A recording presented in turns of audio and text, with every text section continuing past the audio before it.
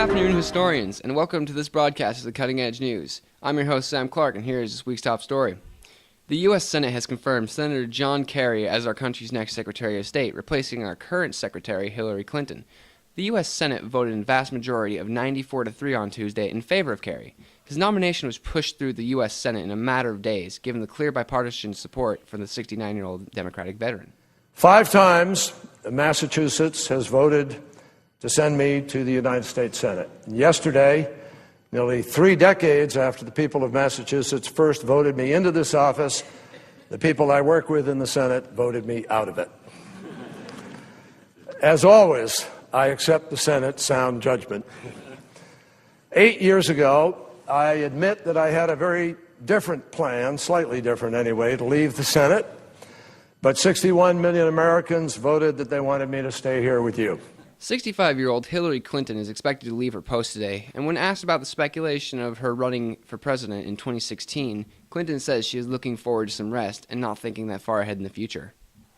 Senator Lisa Murkowski introduced legislation this week to rename Mount McKinley to the traditional Athabascan name Denali. Debate over the name goes back for decades. Ohio, which was the birthplace of President William McKinley, whom the mountain is named after, has had members of the state's delegation file measures or include language in bills to retain the name Mount McKinley. One such bill was introduced last week by Representative Tim Ryan, Democrat, from Ohio, who said in a release Tuesday that the name must be retained in order to honor the legacy of this great American president and patriot. Senator Lisa Murkowski also said in an interview Tuesday that Denali might not be the name that people in the Midwest recognize, but it has long been the name in which a place really matters, which is the state that this incredible mountain sits. I would rather have this peak be called by the name that has gone by for centuries by Alaskans than a man who has never set foot in our state. And now we go to our weather correspondents, Con Overcast and Corbin Storms. Overcast, storms. Get it? Thanks, Sam. So it looks like it's going to be pretty stormy all week. Warm 40 degrees. It's overcast, and it's for today. Stormy. Actually, there's no wind. It's overcast. I'm pretty sure. Okay. We also have a 10% chance of jade today. Where did you get that source? The internet.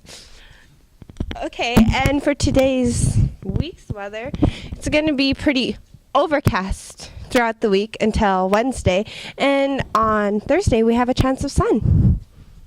Thank you, Corbin. Back to you, Sam. Thanks, Con and Corbin. Now, seeing as my primary audiences for the news show are teenagers aged 13 to 18, I thought I would try a new experimental segment that I call Sweet What Are Goings On in Entertainment in a Minute, or for short, SWAG, Entertainment in a Minute. John Mayer is dating Katy Perry. Rihanna is back together with Chris Brown. Miley Cyrus yells at a reporter for parking in a handicap space. Teen Mom 2 could be cancelled. Kim Kardashian has a baby bump. Lindsay Lohan is in court, suing her clothing manufacturer. Channing Tatum has a man crush on Jude Law. Will there be a Magic Mike 2? We finally get to meet the mom on How I Met Your Mother at the end of the final season. Ashton Kutcher is getting good reviews for acting as Steve Jobs. Alec Baldwin is having a baby. Fergie releases Wet n Wild makeup collection. And finally, move over, Grumpy Cat. Eyebrow Cat is taking over as the dominant cat meme of the internet. And now, cats that look like New Direction.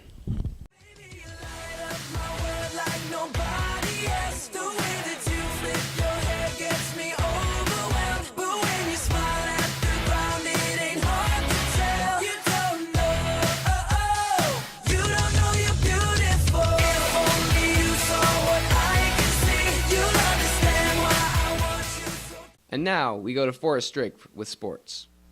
Thanks, Sam. All right, first I want to talk about how your boys and girls did last weekend. Your boys, they beat the Allison twice. They won both their games. And the girls won both their games, too. So shouts out to them. Good job. Woo! And they have games this weekend, too. Boys will be playing ACS, and the girls will be playing ACS, too. Don't forget about JV games. They'll be playing tomorrow at 4.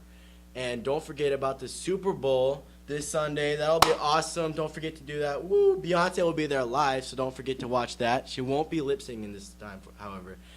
And don't forget to show up and show your colors. Thanks, Sam, and back to you. Thanks, Forrest. As most students have probably noticed by now, we're missing our flagpole. Well, kind of.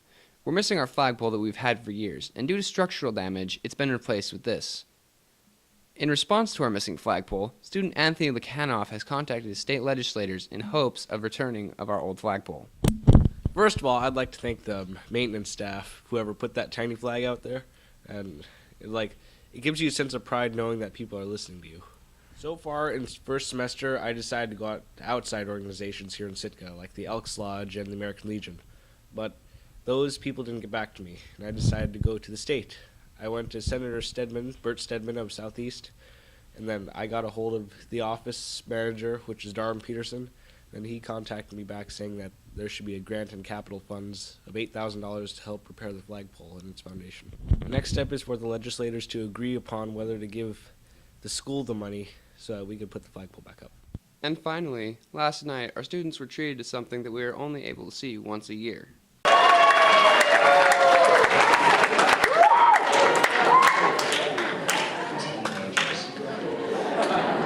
So, as you guys all well know, none of you at this time are wearing hats.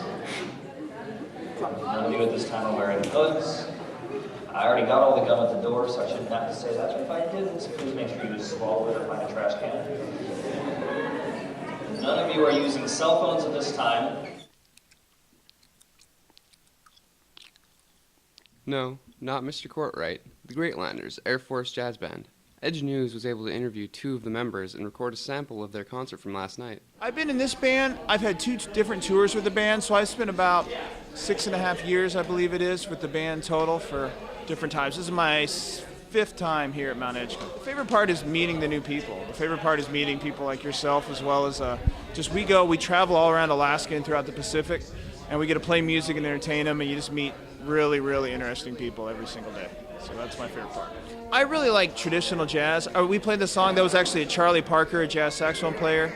His song Opera Va we played that featured all of the saxophone players up there. So that was my favorite tune, I think, that we play. We're going to do the best we can to come back here as often as we possibly can. If it isn't actually the name of the U.S. Air Force Band of the Pacific, Alaska, we also have bands that are stationed in the Pacific in both Japan and Hawaii, and so we're going to do our best to still be playing all throughout Alaska and stuff. So it might be the last time for the actual Greatlanders itself to be here, but there still be Air Force band here to come to perform down at Edgecumbe. Well, I've been playing with this band since January of 2012, and I've been in the Air Force band program for 13 years total. I've never been here before. It's my first time in Sitka, and it is beautiful. Well, the band, for this unit, we come out and we do native engagements, and we strengthen, and we teach the kids about music and what the Air Force is doing, and also we show how drugs and alcohol and things, that there's a better choice for them. The best part of traveling with the band is getting to know each person's individual story. A lot of these people have master's, doctorate degrees. They've taught at schools. They've been on the scene as session players. They played at the best universities. They've toured. They have their own groups on the outside. So it's really cool to figure out what are you doing? What's going on in your life, in your neck of the woods? So I think it's awesome.